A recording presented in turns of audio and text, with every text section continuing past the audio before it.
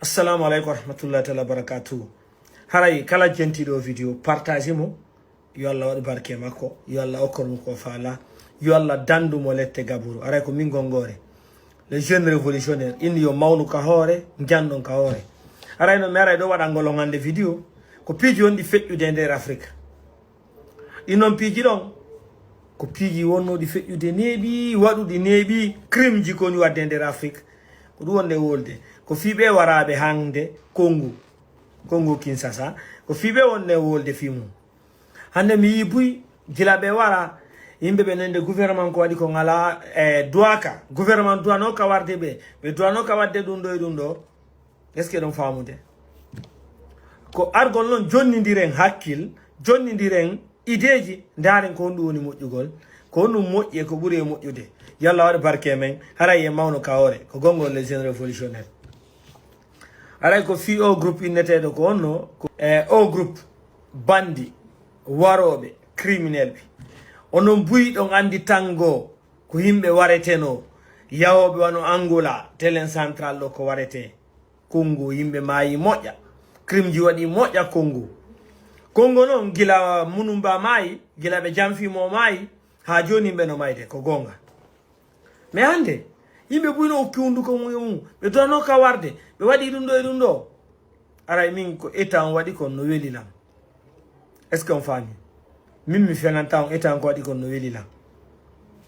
yo goddo wonno e leydi o créa mouvement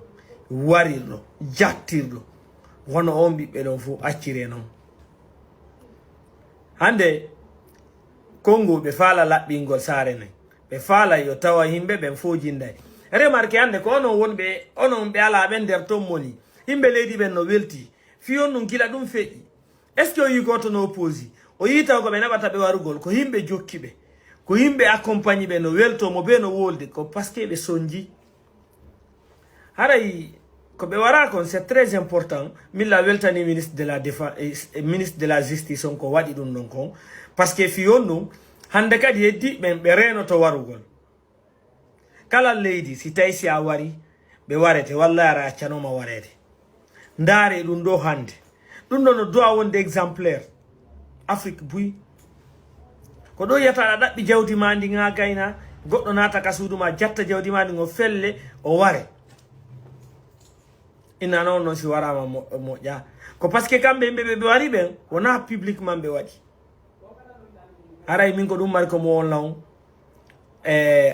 mimi do ni chapeau ministre de la justice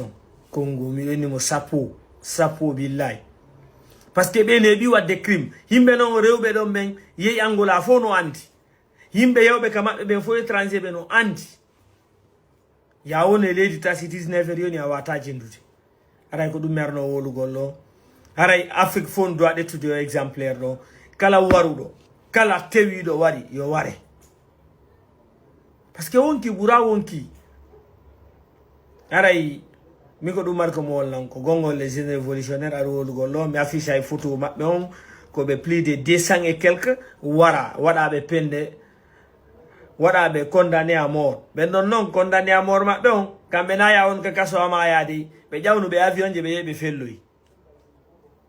et puis encore ministre de défense mo inni mo detti de son kadi o jokkay habe fo be mula aray mede inni ma sapo aray Afrique fo no do andarde se crise gol pays o wayrani e der Afrique tawa kala bandijo wardo do goddo sinangama koy ware aray merci